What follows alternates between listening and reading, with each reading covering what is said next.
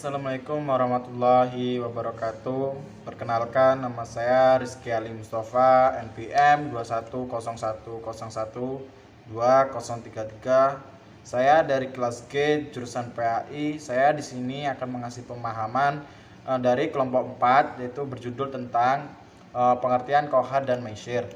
Baik, di sini dari judul pengertian Qohar dan Maisir, saya di sini akan merangkum yaitu 4 pengertian, 4 subbab.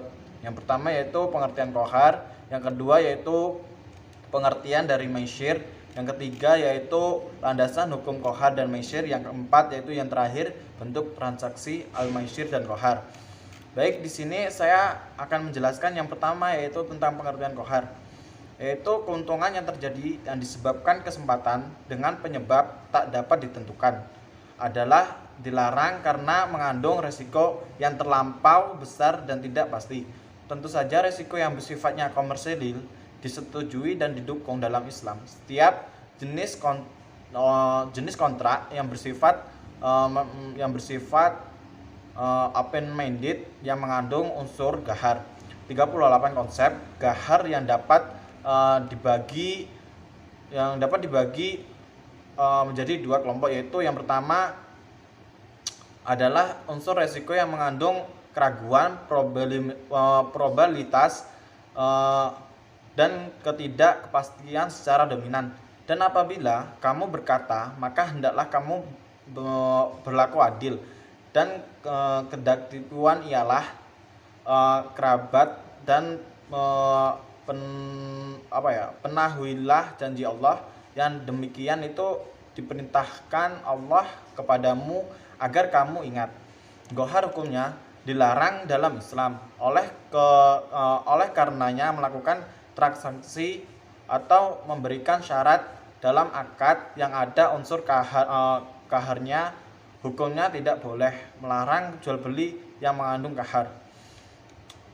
Dalam kahar ini, yang kedua belah pihak secara sama tidak memiliki kepastian mengenai suatu yang ditransaksikan. Kahar bisa terjadi bila kita mengubah suatu yang seharusnya bersifat pasti menjadi tidak pasti. Dalam fikih, kahar dimaklumi apabila dalam keadaan butuh yang tidak bisa dialihkan kecuali dengan kesulitan besar, seperti menjual ikan yang masih dalam air dan burung yang masih di udara.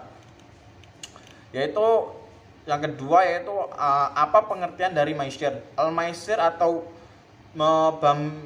gambling adalah permainan dengan memakai uang yang sebagai taruhan, yang mempertaruhkan sejumlah uang atau harta dalam permainan tebak berdasarkan kebetulan dengan tujuan mendapatkan sejumlah uang atau harta.